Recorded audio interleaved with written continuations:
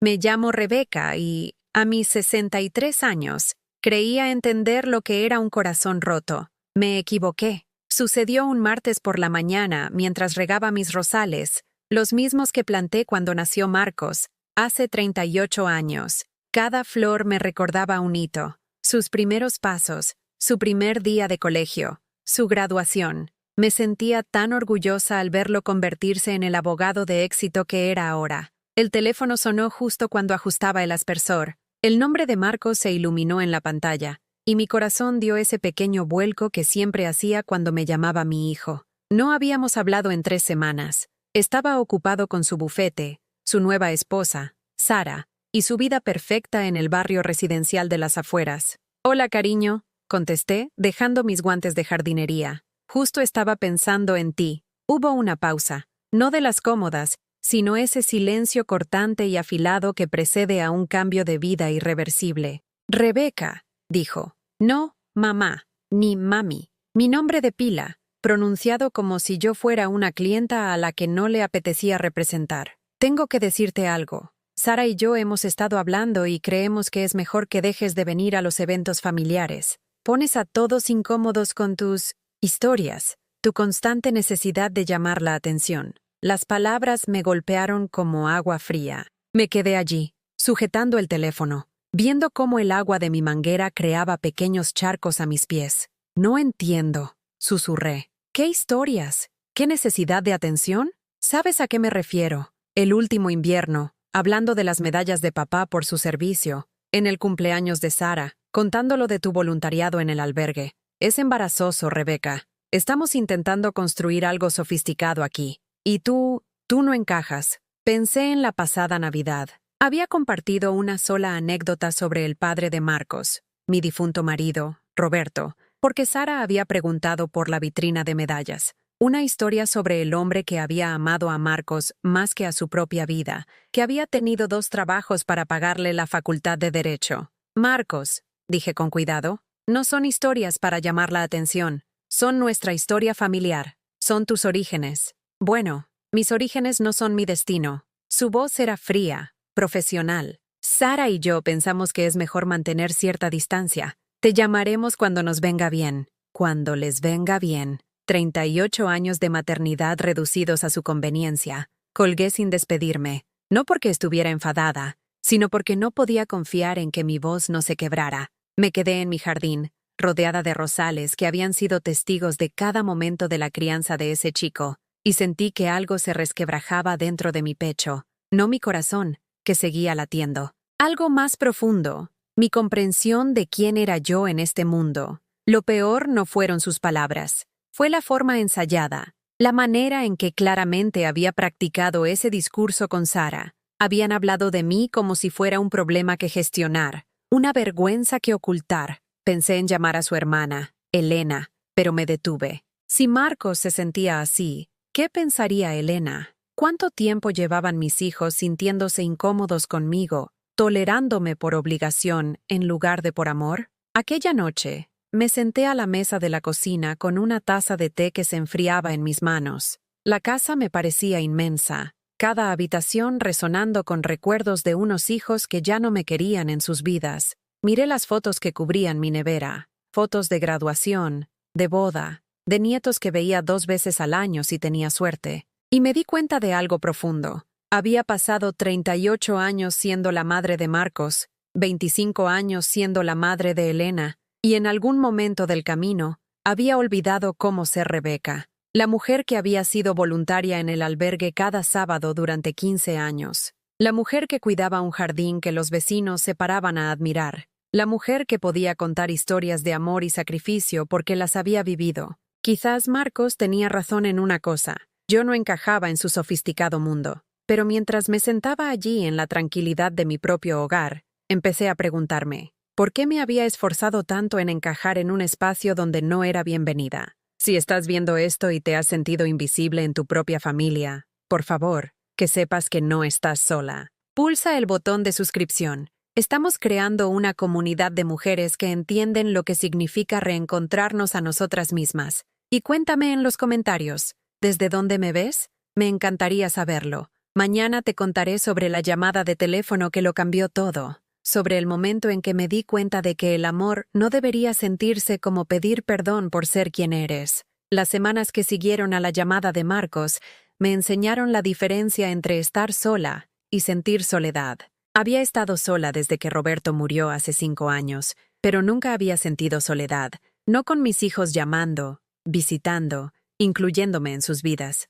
Ahora entendía lo que era el verdadero aislamiento. Elena llamó 3 días después. Debería haber sabido que no era casualidad. «Hola, mamá», dijo, pero incluso esas 2 palabras transmitían una distancia que antes no existía. «Me he enterado de que Marcos y tú tuvisteis una conversación.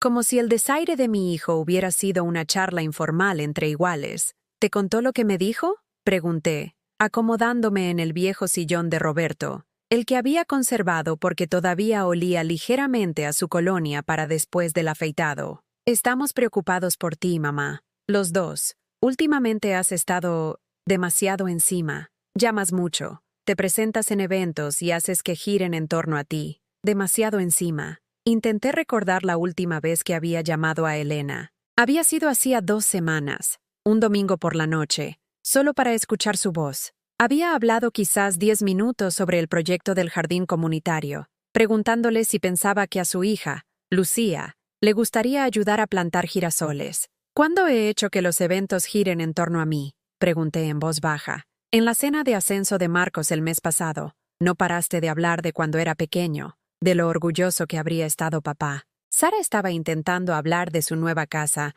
y tú no dejabas de interrumpir con tus historias». Yo recordaba esa cena de forma diferente. Sara había estado discutiendo sus reformas, un monólogo de 40 minutos sobre mármol italiano y accesorios importados. Y cuando por fin hubo una pausa, mencioné lo orgulloso que Roberto habría estado del éxito de Marcos. Un comentario, quizás 2 frases, pero Elena continuó, su voz adquiriendo el tono paciente que la gente usa con parientes mayores difíciles. «Y te presentas en todas partes. La fiesta de la oficina de Marcos, mi club de lectura, los eventos del colegio de los niños. Es como si temieras que nos olvidemos de ti si no estás constantemente allí». Cada acusación se sentía como un pequeño corte de papel. Pensé en la fiesta de la oficina de Marcos. Me habían invitado. Su secretaria había llamado específicamente para invitarme, diciendo que Marcos quería que su madre estuviera allí. El club de lectura de Elena había sido idea mía en primer lugar.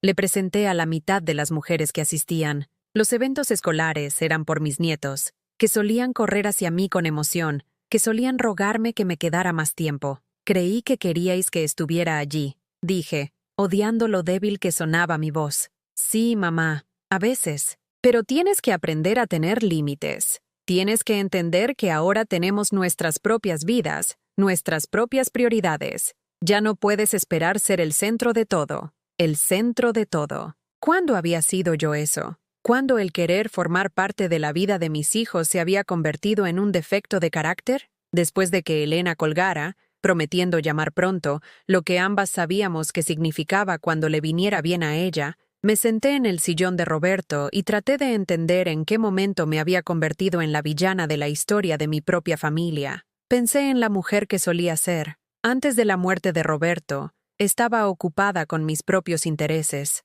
La presidencia de mi club de jardinería, mi voluntariado, mis debates en el grupo de la biblioteca, hacía cenas en casa, viajes de fin de semana con amigas, una vida que existía independientemente de las actividades de mis hijos. Pero después de que Roberto muriera, el silencio había sido tan abrumador. La casa se había sentido como un mausoleo, y las vidas de mis hijos se habían convertido en mi tabla de salvación. Cuando Marcos llamaba para invitarme a algún sitio, yo decía que sí de inmediato. Cuando Elena mencionaba un evento, despejaba mi agenda. Creí que estaba siendo una buena madre, disponible y comprensiva. Ahora me daba cuenta de que había sido otra cosa, desesperada. Las semanas siguientes transcurrieron en una niebla de cuidadosa distancia. No llamé a ninguno de mis hijos, esperando en su lugar a que ellos se pusieran en contacto conmigo. El silencio se alargó, confirmando lo que había empezado a sospechar. Estaban aliviados por mi ausencia.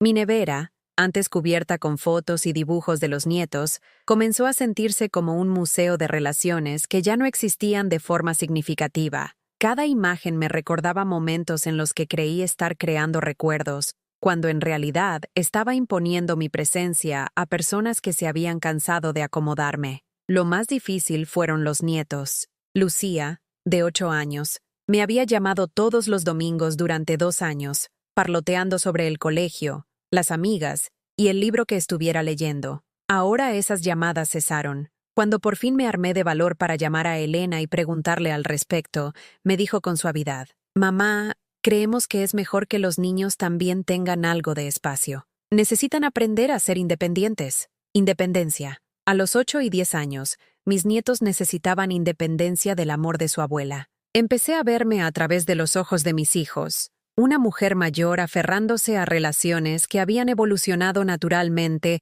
más allá de su necesidad de un lugar central. Una madre que no había aprendido a dar un paso atrás, que había interpretado las invitaciones como obligaciones y la presencia como un requisito. La mujer del supermercado, un lugar donde una vez había comprado con un propósito, para cenas familiares y reuniones festivas, me preguntó dónde había estado. «Hace semanas que no la veo haciendo sus grandes compras habituales», dijo con amistosa preocupación. «¿Todo bien?»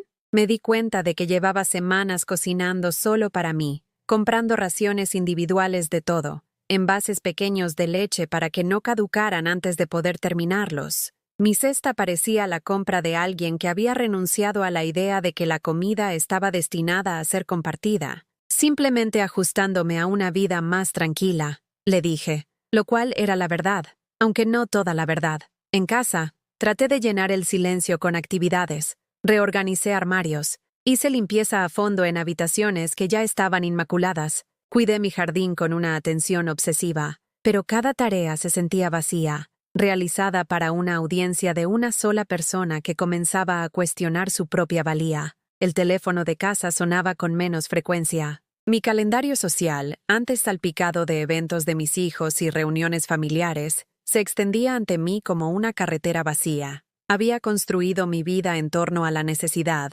y ahora estaba descubriendo lo que quedaba cuando esa necesidad desaparecía. Pero en los momentos de tranquilidad, regando mis rosales, leyendo en el sillón de Roberto, viendo el atardecer desde la ventana de la cocina, empecé a sentir que algo más se agitaba. No tristeza, exactamente, ni siquiera soledad ya. Algo más difícil de nombrar, pero más sólido. Algo que susurraba que quizás, solo quizás, esta soledad forzada me estaba ofreciendo un regalo que no sabía que necesitaba. Una oportunidad para recordar quién había sido Rebeca antes de convertirse solo en la madre de Marcos y Elena. Lo intenté una vez más. Dios me perdone. Intenté ser la madre que parecían querer, invisible cuando era inconveniente, presente cuando se me convocaba. La llamada llegó un jueves. La voz de Sara era empalagosa, con ese tipo particular de amabilidad que la gente usa cuando necesita algo de alguien a quien ya ha desestimado.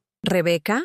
Hola, soy Sara. Espero no molestarte». Por supuesto que no me molestaba. ¿Qué otra cosa tenía que hacer yo estos días? «Marcos y yo estamos en un apuro», continuó. «Tenemos esa gala benéfica mañana por la noche, la del hospital infantil. Nuestra niñera ha cancelado a última hora y nos preguntábamos si podrías encargarte de los niños». Mi corazón dio un brinco antes de que mi cerebro pudiera reaccionar. Me necesitaban. Después de semanas de silencio, se estaban acercando. «Por supuesto», dije rápidamente. «Me encantará pasar tiempo con Emma y David. ¿A qué hora debo?» «Oh, qué maravilla. ¿Podrías estar aquí a las 6? Los niños ya habrán cenado y deberían estar en la cama a las 8:30. Probablemente llegaremos bastante tarde. Estas cosas suelen alargarse. Ni una mención a que cenara yo, ni una invitación a quedarme después y escuchar sobre su noche. Solo preséntate, presta el servicio. Desaparece cuando ya no se te necesite». Pero estaba tan hambrienta de contacto con mi familia que aparté la pequeña voz que me señalaba lo mal que se sentía esto. El viernes por la noche, llegué a la pulcra casa residencial de Marcos y Sara con una bolsa llena de libros y puzzles, con la esperanza de hacer que la velada fuera especial para Emma y David. Incluso me había detenido en la pastelería para comprar sus galletas favoritas, esas con virutas de colores que Sara solía prohibir porque eran demasiado azucaradas. Emma, ahora de 9 años, me saludó educada pero distante. Hola, abuela Rebeca. Ya no solo abuela, la distancia formal que incluso una niña había aprendido a mantener. Mamá y papá dijeron que tú nos acostarías, añadió David, cuya voz de 10 años portaba una aceptación objetiva que dolía más que un rechazo directo. Se supone que debemos quedarnos en nuestras habitaciones después de las 8:30. Miré alrededor de la sala de estar que había ayudado a decorar cuando se mudaron por primera vez. Las fotos familiares que antes me incluían de forma destacada, ahora mostraban principalmente a Marcos, Sara y los niños. Yo aparecía solo en una imagen, metida en la esquina de una foto de grupo de la pasada Navidad, parcialmente oscurecida por la madre de Sara, que había venido de California para las fiestas. ¿Qué tal el colegio esta semana?, pregunté, sentándome en el sofá que solía ser mi sitio cuando les visitaba con regularidad. Bien, dijo Emma, sin levantar la vista de su tableta. Hemos dado fracciones en matemáticas, ofreció David, pero cuando intenté implicarle más, preguntando si necesitaba ayuda con los deberes, negó con la cabeza. Papá dice que debo ser más independiente. Más independencia. La palabra que se había convertido en un muro entre mis propios nietos y yo. Intenté leerles cuentos, pero Emma prefería el tiempo de pantalla y David ya había terminado su libro de la semana. Cuando sugerí que horneáramos algo juntos, me miraron con genuina confusión. Mamá no nos deja hornear, dijo Emma. Se ensucia demasiado. Y además, añadió David con la inconsciente crueldad que poseen los niños, seguramente tú no sabes hacer las cosas que nos gustan. Me senté allí, rodeada de niños que apenas me conocían,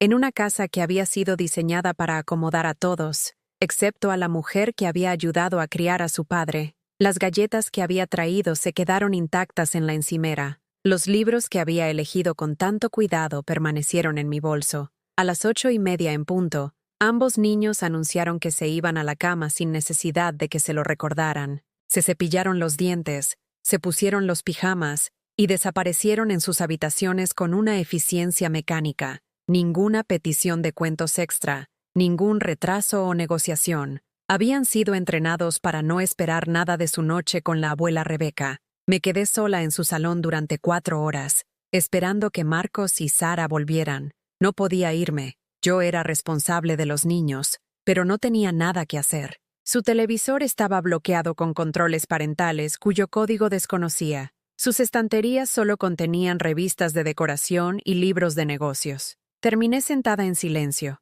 mirando fotos familiares que me excluían cada vez más, sintiéndome una intrusa en lo que una vez se había sentido como un segundo hogar. Cuando Marcos y Sara por fin regresaron cerca de la 1 de la madrugada, se estaban riendo de algo que había sucedido en la gala. Se detuvieron en mitad de la conversación cuando me vieron sentada en su salón a oscuras. «Oh», dijo Sara, su voz con un tono de sorpresa, como si hubiera olvidado que estaba allí. «¿Qué tal fue todo? ¿Algún problema?» «Ninguno», dije, recogiendo mi bolso y la bolsa de actividades intacta. «Los niños fueron unos ángeles». «Genial», dijo Marcos, mirando ya su teléfono, revisando los mensajes que se había perdido durante la noche. «Gracias por la ayuda». Eso fue todo. Ninguna pregunta sobre mi noche, ningún interés en si había disfrutado pasando tiempo con mis nietos, ninguna invitación a escuchar sobre su evento benéfico. Yo era una proveedora de servicios que había cumplido adecuadamente y ahora podía ser despedida.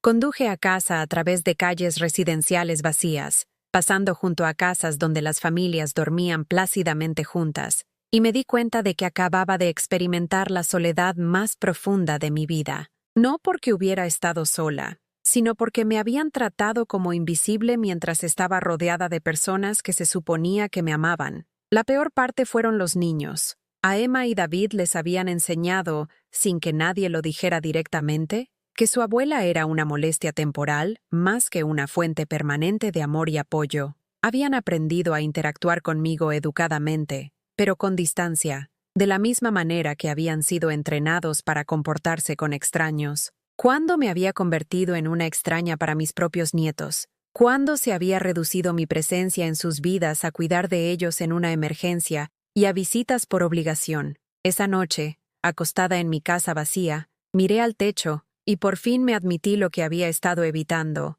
Mis hijos no me querían en sus vidas, me toleraban cuando era necesario, me utilizaban cuando les venía bien, pero habían superado la necesidad o el deseo de mi amor. Y la constatación más devastadora de todas fue que parecían más felices sin mí. Por primera vez en semanas, no lloré. Las lágrimas habían sido por la relación que creía que teníamos. Ahora estaba de luto por algo más profundo, mi entendimiento de mi propia valía en este mundo. Si las personas que más amaban no valoraban mi presencia, ¿qué decía eso sobre quién me había convertido? Pero mientras yacía allí en la oscuridad, otra cosa comenzó a aflorar. Una voz pequeña y tranquila que susurró: «Quizás su felicidad sin mí dice más de ellos que de ti». Fue la primera vez en meses que cuestioné su narrativa en lugar de aceptarla como verdad. La invitación llegó un martes, entregada por correo ordinario con la letra cuidada de Sara. «Estás invitada a celebrar el 11º cumpleaños de David», anunciaba con alegres letras azules,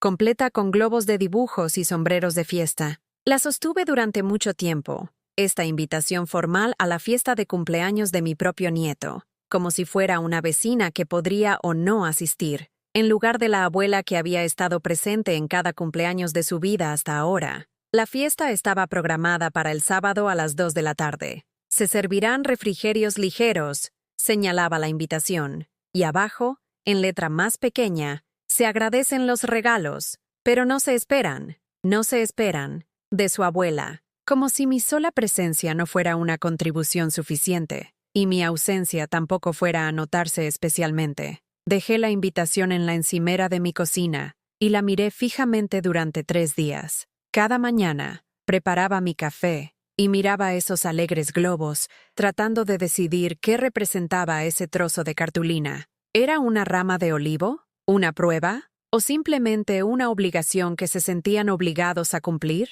El viernes por la noche, tomé mi decisión. No iría. La constatación me sorprendió por su claridad. Por primera vez en meses, no estaba agonizando sobre cómo hacerme más apetecible para mi familia. No me preguntaba qué ponerme, qué regalo lograría el equilibrio adecuado entre generoso y apropiado, qué historias debía evitar contar, qué versión de mí misma debía presentar. Simplemente no quería pasar mi sábado siendo tolerada. El sábado por la tarde, mientras la fiesta de David estaba presumiblemente en marcha, hice algo que no había hecho en años. Me llevé a mí misma a una cita. Conduje hasta el jardín botánico al otro lado de la ciudad, me compré un café con leche caro y pasé 2 horas caminando entre flores que existían puramente por su propia belleza, sin necesidad de justificar su presencia ante nadie. Me senté en un banco cerca del rosedal y observé a otras familias pasar, abuelos empujando carritos de bebé, adolescentes acompañando a regañadientes a sus padres, parejas mayores caminando lentamente de la mano. Dinámicas familiares normales que no requerían una navegación cuidadosa o una constante autocensura. Mi teléfono vibró una vez alrededor de las 3:30. Un mensaje de texto de Elena. «¿Dónde estás?» David no para de preguntar por la abuela. Me quedé mirando el mensaje durante mucho tiempo, sintiendo algo que nunca antes había experimentado en relación con mis hijos. Indiferencia. Ni enfado, ni dolor. Solo una profunda falta de energía para el drama que habían creado en torno a mi presencia. Contesté: «Espero que tenga un día maravilloso». Luego apagué el teléfono. Esa noche, cuando Marcos llamó, no contesté. El mensaje de voz que dejó fue una obra maestra de agresión pasiva, disfrazada de preocupación. «Mamá, estamos decepcionados de que te perdieras la fiesta de David. Tenía muchas ganas de verte. No entiendo por qué simplemente no apareces sin llamar. No es propio de ti. Sara se esforzó mucho por incluirte y, francamente, fue vergonzoso tener que poner excusas por tu ausencia. Por favor, llámame para que podamos averiguar qué está pasando». «Lo que está pasando», pensé mientras borraba el mensaje sin devolver la llamada, «es que por fin escuché lo que me habéis estado diciendo durante meses. No me queréis allí, así que no estuve allí». Las llamadas continuaron durante varios días. Elena dejó mensajes cada vez más frustrados, comenzando con una suave preocupación y escalando a una irritación apenas disimulada. «Mamá, Esto es ridículo. Te estás comportando como una niña. David pregunta por qué la abuela ya no le quiere. ¿Cómo se supone que voy a explicarle eso? Pero yo había superado las explicaciones. Cada día que pasaba en silencio se sentía como quitarme un abrigo pesado que había estado usando durante meses. La constante ansiedad sobre si era bienvenida, si estaba diciendo las cosas correctas, si estaba ocupando demasiado espacio en las conversaciones, todo eso simplemente se evaporó. Empecé a redescubrir mi casa, a verla de verdad, por primera vez desde que Roberto murió. El salón tenía una luz matutina preciosa que nunca había notado porque había estado demasiado ocupada, manteniéndolo perfecto para posibles visitas de unos hijos que solo venían por obligación. La cocina tenía espacio para proyectos que había abandonado porque siempre estaba cocinando para otros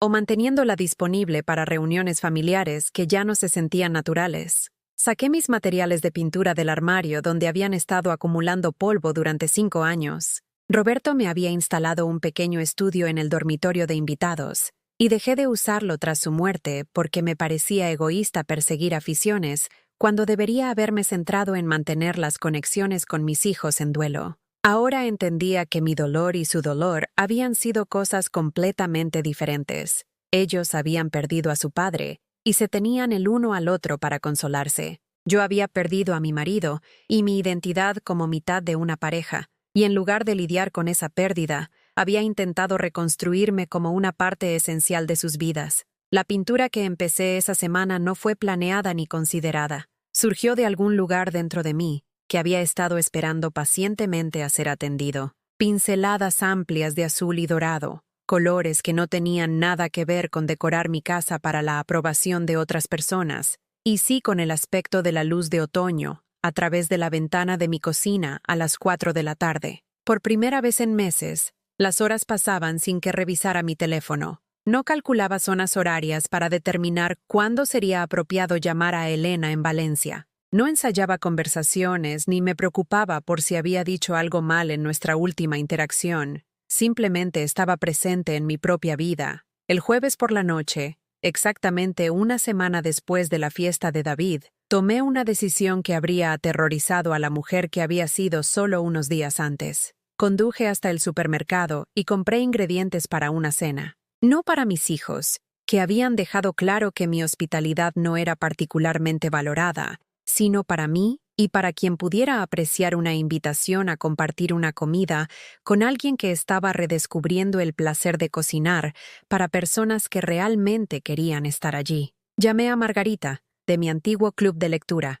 al que había dejado de asistir porque entraba en conflicto con estar disponible para las obligaciones familiares. «Voy a tener a algunas personas en casa para cenar el sábado por la noche», le dije. «¿Te gustaría unirte?» «Rebeca». Su alegría fue inmediata y genuina. «Hace meses que no te veo. Por supuesto que me encantaría venir. ¿Quién más estará?» Me di cuenta de que aún no tenía una respuesta a esa pregunta, pero por primera vez en mi memoria reciente, eso se sintió como un problema emocionante de resolver en lugar de una fuente de ansiedad. «Todavía lo estoy resolviendo», admití. «Pero voy a cocinar estofado de ternera y a hacer esa tarta de chocolate que solía llevar a las reuniones del club de lectura. ¿La de relleno de frambuesa? Dios mío, sí. ¿Qué puedo llevar?» Al colgar el teléfono, sentí algo que no había experimentado en meses. Anticipación. No la energía nerviosa decidiría las cosas correctas o si ocuparía demasiado espacio, sino la genuina emoción de pasar una noche con alguien que quería estar en mi compañía.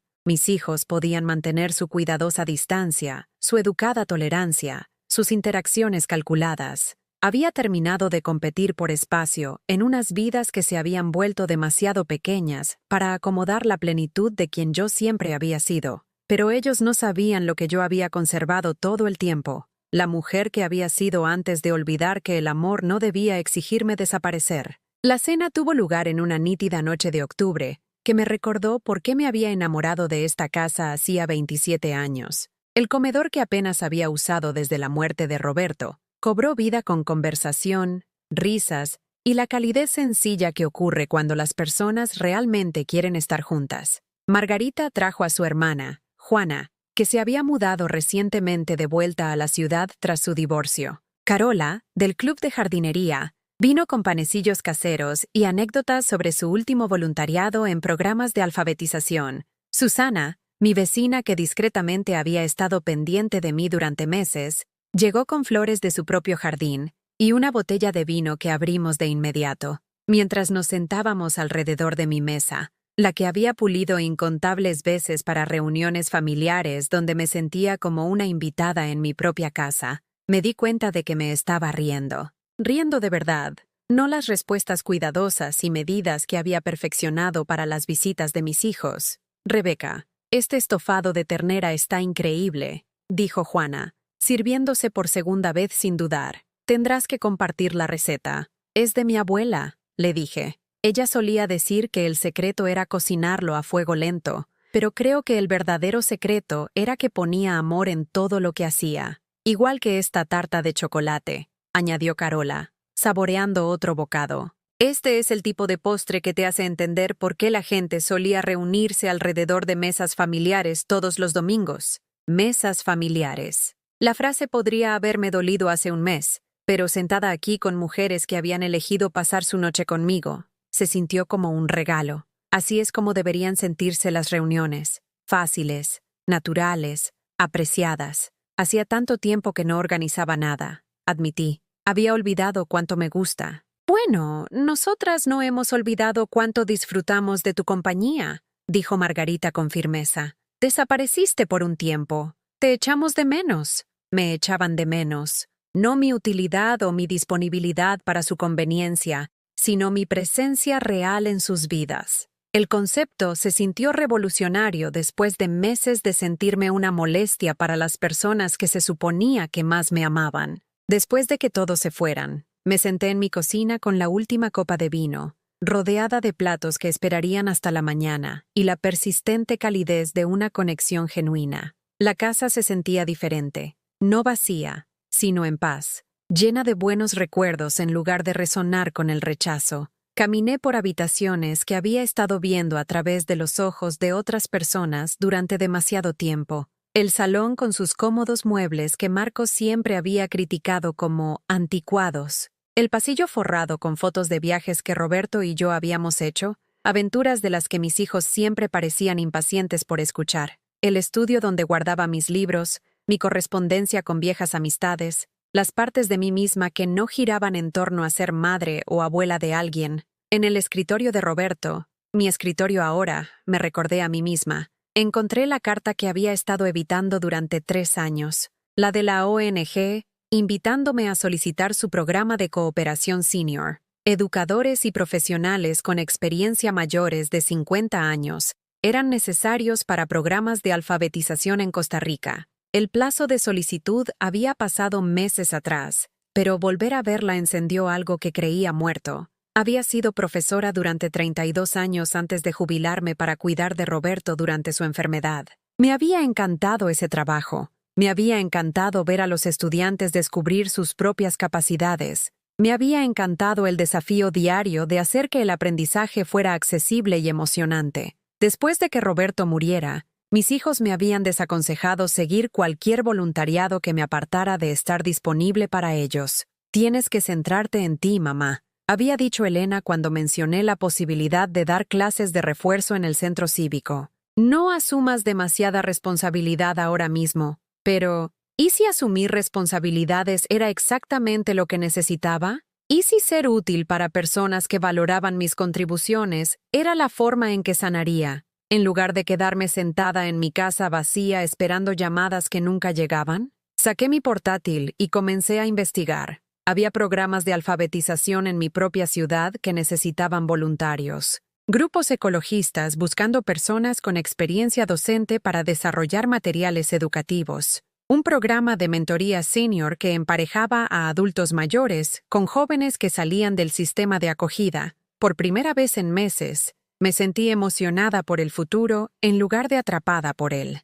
A la mañana siguiente, llamé al centro de alfabetización del centro. La mujer que contestó, doña Patricia López, sonó genuinamente encantada con mi consulta. Siempre buscamos tutores cualificados, dijo con calidez. Con su formación docente, sería perfecta para nuestro programa de educación de adultos. Muchos de nuestros estudiantes son personas que no tuvieron la oportunidad de terminar su educación cuando eran más jóvenes. Están increíblemente motivados y necesitan instructores pacientes y con experiencia que entiendan que el aprendizaje no termina a los 18. Estudiantes que querían estar allí, que apreciaban la oportunidad de aprender, que veían mi experiencia como un activo en lugar de algo que tolerar o gestionar. Programé una entrevista para la semana siguiente. Esa tarde, hice algo que no había hecho desde antes de que Roberto muriera. Conduje hasta el vivero y compré bulbos. No para un jardín que necesitara impresionar a los visitantes,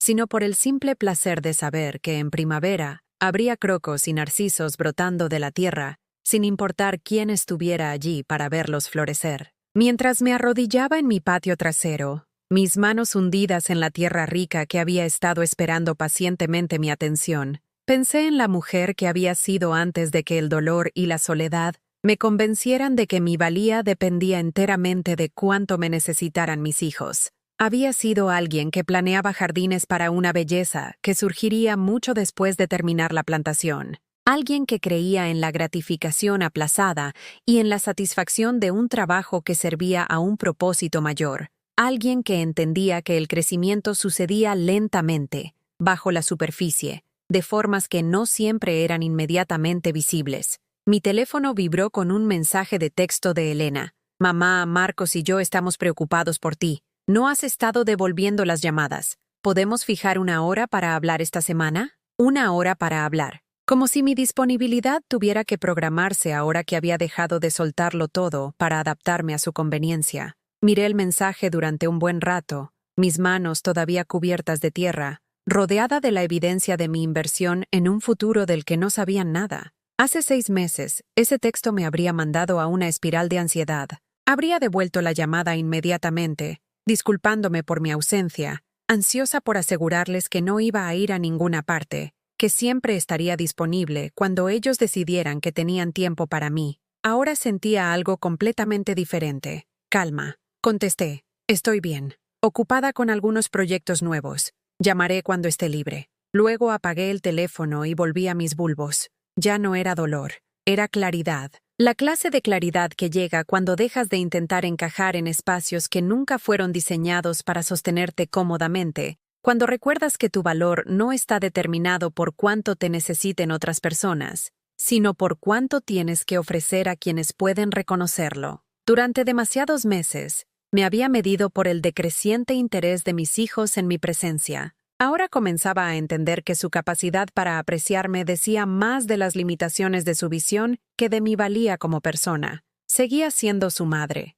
Siempre los amaría. Pero también era Rebeca, una mujer con intereses, capacidades y contribuciones que se extendían mucho más allá del papel que me habían asignado en sus vidas cuidadosamente seleccionadas. La tierra estaba rica y oscura entre mis dedos, llena de potencial que se manifestaría a su debido tiempo, de acuerdo con sus propios ritmos naturales. Como yo, había estado esperando el momento adecuado para florecer de nuevo. Y la primavera, me di cuenta con una satisfacción que venía de lo profundo de mi pecho, iba a ser magnífica. La llamada llegó un miércoles por la mañana de noviembre, 3 semanas después de que comenzara mi voluntariado en el centro de alfabetización. Estaba revisando planes de lecciones para mis estudiantes adultos cuando sonó el teléfono, mostrando un número que no reconocía. «¿Señora Rebecca Morrison?»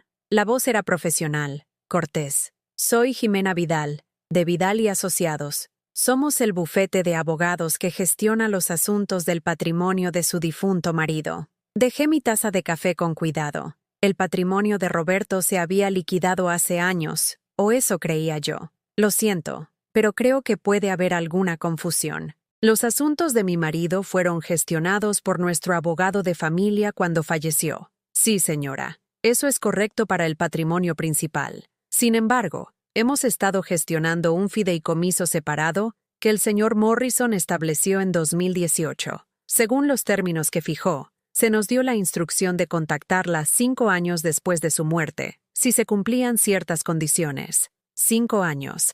Habían pasado exactamente 5 años y 2 meses desde que Roberto murió. ¿Qué tipo de fideicomiso?, pregunté. Aunque algo profundo en mi pecho, ya sabía que esta conversación iba a cambiarlo todo. Preferiría discutir los detalles en persona, si es posible. El señor Morrison fue muy específico sobre cómo debía comunicarse esta información. ¿Estaría disponible para venir a nuestra oficina esta semana? Me encontré aceptando reunirme el viernes por la tarde, mi mente girando con preguntas que Roberto aparentemente había anticipado que yo haría. Siempre había sido un gran planificador, siempre pensando 3 pasos por delante, pero ¿un fideicomiso secreto? Establecido 3 años antes de su muerte, ¿programado para activarse ahora? Los 2 días siguientes transcurrieron en una extraña suspensión de la normalidad. Seguí mis rutinas, enseñando en el centro de alfabetización, cuidando mi jardín, preparándome para la reunión del club de lectura que organizaba la semana que viene. Pero por debajo de todo, corría una corriente eléctrica de anticipación. El jueves por la noche, Elena llamó. Por primera vez en semanas, contesté de inmediato. Mamá, por fin, llevamos días intentando localizarte. Marcos y yo queremos llevarte a cenar este fin de semana. Creemos que necesitamos aclarar el ambiente sobre todo lo que ha estado pasando. Aclarar el ambiente. Como si el problema fuera un simple malentendido en lugar de meses en los que me hicieron sentir no deseada en mi propia familia. Este fin de semana estoy ocupada, dije, sorprendiéndonos a ambas con lo natural que sonó la negativa. Quizás la semana que viene. ¿Ocupada? Mamá, ¿qué podrías estar? Elena se contuvo, pero no lo suficientemente rápido. La implicación flotó entre nosotras. ¿Qué podría tener que hacer alguien como yo, alguien cuyos hijos habían dejado claro que ya no era central en ningún evento importante? Tengo un compromiso el viernes por la tarde, el club de lectura el sábado por la noche, y el domingo estoy ayudando a una de mis estudiantes a prepararse para su examen para obtener el graduado en eso. El silencio se alargó lo suficiente como para que me preguntara si la llamada se había cortado. ¿Estudiantes?, preguntó Elena finalmente. ¿Qué estudiantes? Estoy dando clases de refuerzo a adultos en el centro de alfabetización del centro. Es un trabajo increíblemente gratificante. Estas personas están muy decididas a mejorar sus vidas, a obtener la educación que perdieron cuando eran más jóvenes. Ayer, mi estudiante María por fin leyó su primer capítulo completo. Lloró cuando lo terminó. ¿Estás trabajando otra vez? Voluntariado, pero sí, estoy enseñando de nuevo. Me recuerda lo mucho que me gustaba, lo buena que era en ello. Otra pausa. Casi podía oír a Elena recalibrando, tratando de encajar esta información en su narrativa de su madre, como alguien que necesitaba ser gestionada, en lugar de alguien que era capaz de gestionar su propia vida bastante bien. Bueno, eso es... Bueno, mamá, supongo, pero de verdad que necesitamos hablar. Las cosas han estado extrañas entre nosotros, y Sara cree que... ¿Sara cree qué? La pregunta salió más cortante de lo que pretendía, pero de repente estaba cansada de escuchar lo que Sara pensaba sobre mi relación con mis propios hijos. Ella cree que quizás estás pasando por algún tipo de reacción de duelo tardío, alejándote de la familia, tomando decisiones impulsivas. Conoce a un terapeuta que se especializa en... Colgué. No con enfado, no dramáticamente. Simplemente pulsé el botón rojo y continué preparando mis planes de lecciones para el día siguiente. La vieja Rebeca habría devuelto la llamada de inmediato, disculpándose por la desconexión, ansiosa por suavizar las cosas. Esta Rebeca había aprendido que algunas conversaciones no valían la pena. Mi teléfono vibró con mensajes de texto durante el resto de la noche. Elena, luego Marcos, luego Elena otra vez. Los leí todos, pero no respondí. Podían esperar hasta después de mi reunión con la abogada, hasta que entendiera lo que Roberto había estado planeando, hasta que tuviera toda la información que necesitaba para tomar decisiones sobre mi futuro. El viernes por la tarde, me vestí cuidadosamente con el traje de chaqueta azul marino que había usado para el funeral de Roberto, el que me hacía sentir como la mujer profesional que había sido antes de que el duelo me convenciera de encogerme lo suficiente como para encajar en las ideas de otras personas sobre quién debería convertirme. Vidal y Asociados ocupaba un tranquilo edificio de esquina en el distrito histórico del centro, el tipo de lugar que sugería discreción y visión a largo plazo. Jimena Vidal me recibió en una sala de conferencias con ventanas que daban a la calle arbolada, donde una vez llevé a Marcos y Elena a dar de comer a los patos en la fuente. Era más joven de lo que esperaba, con ojos amables y el porte de alguien que había entregado noticias maravillosas y terribles a personas sentadas en la silla que yo ocupaba ahora. Señora Morrison, gracias por venir. Quiero empezar diciendo que su marido habló de usted con un tremendo amor y respeto cuando trabajamos juntos en este fideicomiso. Todo lo que hizo fue diseñado para protegerla y proveer para usted. Abrió una carpeta gruesa y sacó documentos que parecían mucho más complejos de lo que Roberto y yo habíamos discutido nunca. En 2018, el señor Morrison acudió a nuestro bufete con una preocupación específica. Le preocupaba lo que le sucedería si sus hijos, sus hijastros técnicamente, aunque siempre se refirió a ellos también como sus hijos, si ellos no le proporcionaban el apoyo emocional y práctico que usted merecía después de su muerte. Hijastros. Casi había olvidado que Marcos y Elena no eran biológicamente míos. Los había criado desde los 12 y 7 años cuando Roberto y yo nos casamos. Los amé tan completamente como cualquier madre podría. Me habían llamado mamá desde el principio y nunca pensé en ellos como otra cosa que mis propios hijos. Estaba particularmente preocupado, continuó Jimena con suavidad, por comentarios que había escuchado sobre sus sentimientos acerca de su papel en sus vidas a medida que se convertían en adultos. La habitación pareció volverse muy silenciosa a nuestro alrededor. Roberto lo había sabido. De alguna manera, 3 años antes de morir, había presentido lo que me sucedería. El fideicomiso que estableció contiene varios componentes. Primero, un componente financiero sustancial que le proporcionará completa independencia. Segundo, una carta detallada que escribió específicamente para este momento. Y tercero, instrucciones para ciertas acciones que quería que se tomaran si sus temores sobre su trato resultaban justificados. Deslizó un sobre sellado sobre la mesa. Mi nombre estaba escrito en él con la letra familiar de Roberto, junto con las palabras, para Rebeca, cuando recuerde quién estaba destinada a ser. Me quedé mirando el sobre, sintiendo que algo cambiaba dentro de mi pecho como la primera grieta en el hielo al final de un largo invierno. Señora Morrison, su marido la amó lo suficiente como para planificar un futuro en el que usted podría necesitar recordar su propia valía.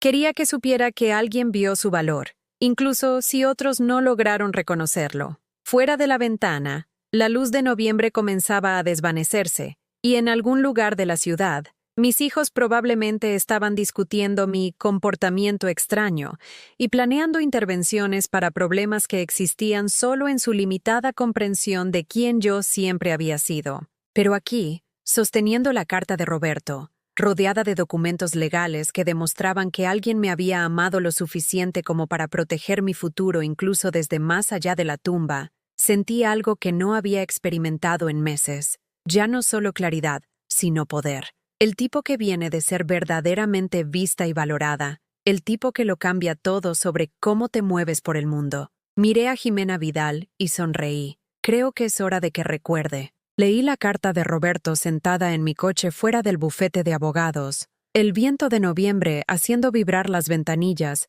mientras sus palabras desentrañaban todo lo que creía saber sobre mi familia. Mi queridísima Rebeca, comenzaba, si estás leyendo esto, significa que han pasado 5 años desde mi muerte, y me temo que mis preocupaciones sobre Marcos y Elena han resultado justificadas. Espero estar equivocado, pero me he preparado para la posibilidad de que no lo esté. Quiero que sepas que los observé estos últimos años. Los observé de verdad, y vi cosas que me rompieron el corazón. La forma en que hablaban de ti cuando creían que no estaba escuchando. El desprecio casual hacia tu inteligencia, tus contribuciones, tus sentimientos. La suposición de que una vez que me fuera, tú desaparecerías naturalmente en el fondo de sus vidas. No eres su madre biológica, aunque has sido más madre para ellos de lo que la suya nunca fue. Pero me he dado cuenta de que nunca te han visto realmente como familia. Eras la esposa de Roberto, alguien que toleraban porque me amaban a mí. Ahora que me he ido, se sienten libres de mostrarte exactamente lo poco que has significado para ellos. El fideicomiso que he establecido te dará completa independencia financiera. La casa es tuya, libre de cargas. Pagué la hipoteca en silencio el año pasado y transferí la escritura solo a tu nombre. Hay suficiente dinero para que vivas cómodamente el resto de tu vida, para viajar, para perseguir cualquier sueño que hayas dejado de lado para cuidarme a mí y a mis hijos. Pero, más importante, Rebeca, Necesito que recuerdes quién eras cuando me enamoré de ti. Eras magnífica, fuerte, inteligente, apasionada por la enseñanza, por marcar la diferencia. Tenías opiniones, sueños, una vida que era enteramente tuya. No permitas que su incapacidad para ver tu valía te convenza de que no tienes ninguna. Te merecías algo mejor de ellos. Merecías gratitud, respeto, amor. Si no pudieron darte eso, dice todo sobre su carácter y nada sobre tu valor. Vive, cariño. Vive plenamente y sin pedir disculpas. Te has ganado ese derecho. Todo mi amor, Roberto. PD. He dado instrucciones a Jimena para que se ponga en contacto con Marcos y Elena si decides hacerlo. Se enterarán de exactamente cuánto deben sus vidas cómodas a la mujer a la que han despreciado. A veces la gente necesita entender el coste de su crueldad. Me quedé sentada en ese aparcamiento durante 20 minutos, leyendo la carta 3 veces, sintiendo que algo masivo se movía dentro de mi pecho. No solo comprensión, sino total claridad sobre lo que me había sucedido y por qué. Cuando por fin conduje a casa, había 2 coches en mi entrada, el BMW plateado de Marcos y el SUV blanco de Elena. Estaban esperando en mi porche, con el aspecto de niños llamados a la oficina del director, sin estar seguros de si estaban en problemas o yo lo estaba. Caminé por mi propia entrada, a mi casa, que yo poseía por completo, y miré a estos 2 adultos que habían pasado meses haciéndome sentir pequeña en mi propia vida. Necesitamos hablar, mamá, dijo Marcos, levantándose mientras me acercaba. Elena me contó lo de tu llamada de ayer. Este comportamiento no es propio de ti. Tienes razón, dije, abriendo la puerta principal. No es propio de la yo a la que estáis acostumbrados. Entrad. En mi salón, en mi casa, a la que no tenían derecho. Tomé una decisión que me habría aterrorizado hace 6 meses. Tengo algo que deciros a los 2, dije, permaneciendo de pie mientras ellos se acomodaban incómodamente en mi sofá. Hoy me he enterado de algunas cosas interesantes sobre la planificación patrimonial de vuestro padre. Elena intercambió una mirada con Marcos. ¿Qué tipo de cosas? Saqué los extractos bancarios que Jimena me había dado, documentos que mostraban cuentas que nunca supe que existían. Parece que vuestro padre me lo dejó todo a mí, la casa, las inversiones, las pólizas de seguro de vida que creíais que se dividirían entre los 3, todo, cada céntimo. El silencio en la habitación era ensordecedor. Eso es imposible, dijo Marcos finalmente. Papá nunca. Vuestro padre sabía exactamente lo que hacía. También me dejó una carta explicando por qué. No les mostré la carta, pero cité las partes que importaban. Él sabía lo que realmente sentíais por mí. Escuchó las cosas que dijisteis cuando creíais que no estaba escuchando. El rostro de Elena palideció. Mamá, nosotras nunca, no lo hagáis. La palabra salió más cortante de lo que pretendía, pero ya no me importaba su comodidad. No me mintáis más. Sé lo que he sido para vosotros estos últimos meses. Una obligación, una vergüenza, alguien a quien gestionar y tolerar. Eso no es justo, protestó Marcos, pero a su voz le faltaba convicción. ¿No lo es? ¿Cuándo fue la última vez que alguno de vosotros me llamó solo para escuchar mi voz? ¿Cuándo fue la última vez que me invitasteis a algún sitio porque queríais mi compañía, no porque necesitarais mi ayuda? ¿Cuándo empezasteis a tratarme como a una extraña en vuestras vidas? Ninguno de los 2 contestó. Os crié, continué, mi voz firme a pesar de la magnitud de lo que estaba diciendo. Desde que teníais 12 y 7 años, fui a cada obra de teatro escolar, a cada reunión de padres y profesores, a cada partido de fútbol. Ayudé con los deberes, sequé lágrimas, celebré cada logro. Os amé tan completamente como cualquier madre podría amar a sus hijos. Y nosotros también te queremos, dijo Elena en voz baja. No, no lo hacéis. Amáis la idea de mí, la abuela conveniente, la niñera de emergencia, la mujer que desaparece cuando es inconveniente y aparece cuando se la necesita. Pero no me amáis, ni siquiera sabéis quién soy. La verdad de esas palabras se posó sobre todos nosotros como polvo después de una explosión. La mujer a la que habéis estado tratando como una carga fue una profesora respetada durante 32 años. La mujer de la que os habéis avergonzado tiene un máster en educación y pasó su carrera ayudando a los niños a descubrir su potencial.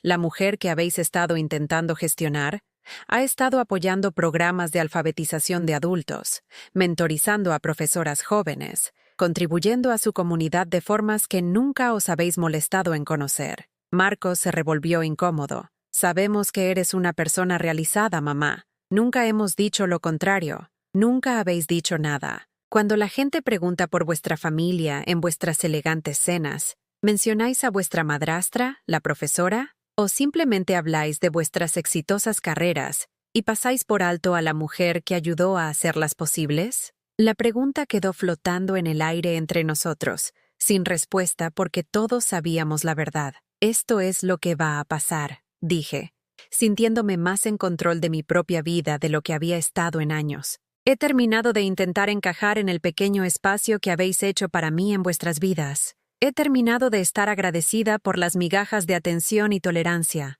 He terminado de pedir disculpas por ocupar espacio en el mundo. ¿Qué significa eso?, preguntó Elena, y por primera vez en meses, sonó como si realmente quisiera escuchar mi respuesta. Significa que ahora voy a vivir mi vida para mí. Sois bienvenidos a formar parte de ella si podéis tratarme con el respeto y el afecto genuino que se supone que las familias deben compartir. Pero ya no seré vuestra abuela de conveniencia, ya no seré vuestra solución de emergencia, y definitivamente ya no seré vuestro proyecto a gestionar. Caminé hacia la puerta principal y la mantuve abierta. Os quiero a los dos, siempre lo haré, pero también me quiero a mí misma, y es hora de que empiece a actuar como tal. Se fueron sin discutir, probablemente demasiado aturdidos para procesar lo que acababa de suceder. Mientras sus coches desaparecían por mi calle, me di cuenta de algo profundo. No estaba enfadada, no estaba herida, estaba libre. Por primera vez en 5 años,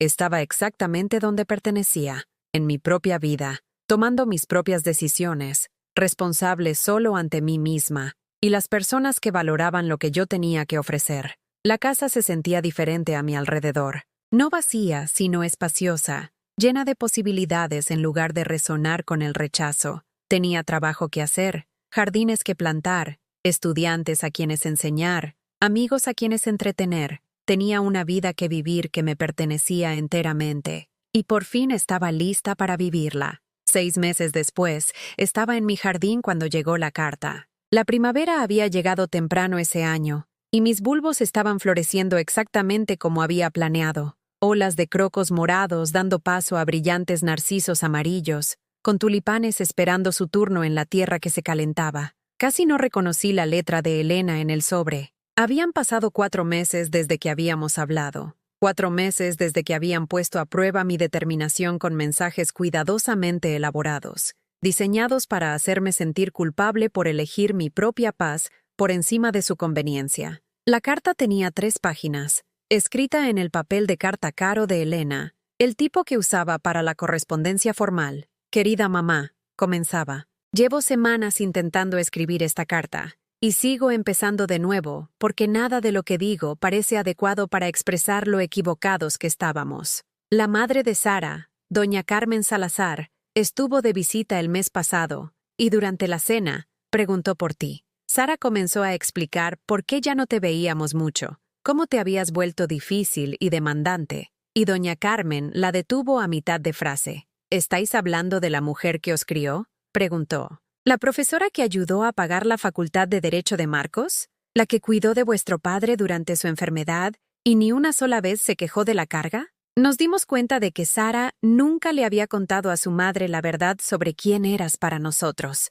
sobre todo lo que habías sacrificado para ayudarnos a convertirnos en las personas que somos. En la versión de Sara, solo eras la esposa de papá, alguien cuya bienvenida en nuestras vidas había expirado. Doña Carmen nos miró como si fuéramos extraños. Dijo, en mi familia, a esa mujer la llamamos la columna vertebral de todo lo bueno que nos ha pasado. ¿Cómo la llamáis vosotros? No tuvimos respuesta, mamá. No pudimos explicar por qué habíamos tratado a la mujer que nos amó incondicionalmente como una molestia que gestionar. He pasado semanas pensando en cada conversación que hemos tenido desde que papá murió. Cada vez que te hicimos sentir pequeña o no deseada o innecesaria. Recuerdo la Navidad en que mencionaste el servicio de papá y actuamos como si estuvieras divagando sobre historia antigua. Pero esas historias no eran divagaciones. eran el legado de nuestro padre, y tú eras la única que las recordaba con amor, en lugar de tratarlas como reliquias embarazosas.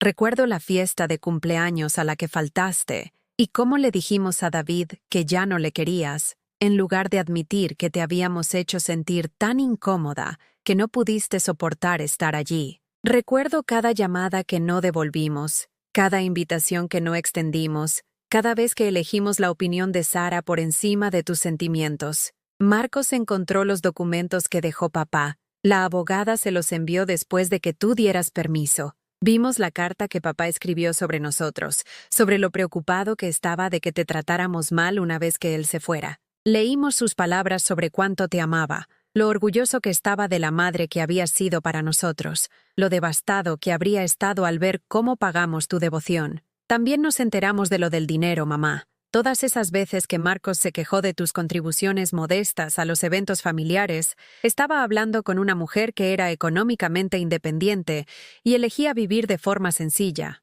Todas esas veces que Sara hizo comentarios sobre tu casa pequeña, estaba hablando con alguien que poseía esa casa libre de cargas y que podría haber costeado cualquier estilo de vida que quisiera. Nos dejaste tratarte mal cuando tenías todos los recursos para alejarte de nosotros. Aguantaste nuestra falta de respeto cuando tenías el poder de simplemente desaparecer de nuestras vidas. ¿Por qué? Y entonces me di cuenta, porque eso es lo que hacen las madres. Se quedan, tienen esperanza, aman a sus hijos incluso cuando esos hijos no se lo han ganado. Llamé al centro de alfabetización para preguntar por tu trabajo allí. La directora, doña Patricia López, habló de ti durante 20 minutos. Dijo que eres una de sus profesoras más dotadas, que tus estudiantes te piden específicamente porque tienes el don de hacer que la gente crea en sí misma. Dijo que has ayudado a 3 personas a obtener su graduado en eso en solo 6 meses,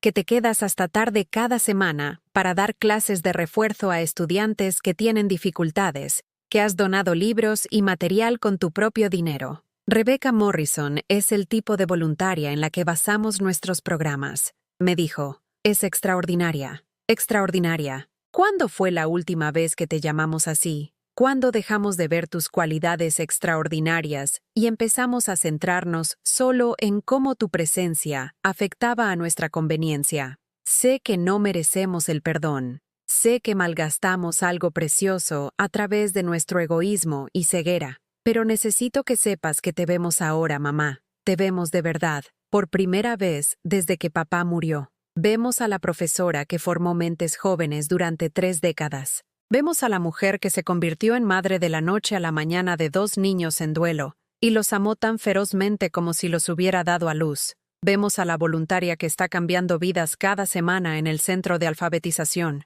Vemos a la amiga que organiza cenas de las que la gente habla durante semanas después. Vemos a la jardinera cuyo patio embellece todo el barrio. Vemos a la mujer de la que papá se enamoró, la que él confió con el futuro de sus hijos, la que él sabía que era lo suficientemente fuerte como para construir una vida significativa, con o sin nosotros en ella. Si estás dispuesta, y entendemos si no lo estás, nos gustaría intentarlo de nuevo, no como las personas que te dieron por sentada, sino como las personas que nos enseñaste que podíamos ser. Queremos ganarnos el derecho a ser parte de tu vida extraordinaria. Marcos planea llamarte la semana que viene. Quiere hablarte del fondo de becas que está creando en nombre de papá, uno que ayudará a hijos de familias monoparentales a ir a la universidad. Dijo que aprendió al observarte que el mayor regalo que puedes darle a alguien es la educación que nadie puede quitarle jamás. He estado haciendo voluntariado en el centro de acogida para mujeres del centro, ayudando con su programa de alfabetización. Es pequeño en comparación con lo que has estado haciendo, pero es un comienzo. Quería entender el trabajo que encuentras tan significativo. Te queremos, mamá. No a la versión tuya que encajaba en nuestra conveniencia, sino a la Rebeca real, la mujer que siempre fue demasiado extraordinaria para el pequeño espacio en el que intentamos mantenerte. Estamos listos para amarte apropiadamente ahora, si nos enseñas cómo. Con todo nuestro amor, Elena y Marcos. Me senté en los escalones de mi porche con la carta en el regazo, observando mi jardín florecer bajo el sol de la tarde. Hace un año, esta carta me habría provocado lágrimas de alivio y gratitud. Hoy, Me hizo sonreír con algo más tranquilo, pero más duradero. Satisfacción, no porque se estuvieran disculpando, sino porque por fin estaban viendo con claridad. No porque me quisieran de vuelta, sino porque habían aprendido a valorar lo que casi perdían por completo. Mi teléfono sonó esa tarde. El nombre de Marcos en la pantalla. La primera vez que llamaba en meses. ¿Mamá? Su voz era tentativa, insegura de una manera que nunca antes había escuchado. Sé que recibiste la carta de Elena. Tenía la esperanza. ¿Estarías dispuesta a cenar con nosotros? No porque necesitemos que cuides a los niños, o porque necesitemos algo de ti, sino porque queremos saber sobre tu vida. Queremos saber quién eres ahora. Miré mi jardín. Pensé en mis estudiantes que me estarían esperando el lunes por la mañana, en la reunión del club de lectura que organizaba el viernes por la noche, en la vida plena y rica que había construido a partir de los pedazos de mí misma que casi había olvidado que existían. Me gustaría, dije. Pero Marcos, esta vez, cenamos en mi casa. Vienes a mi mundo, el que he construido para mí, y vienes como invitado, no como alguien que tiene el derecho de juzgar o cambiar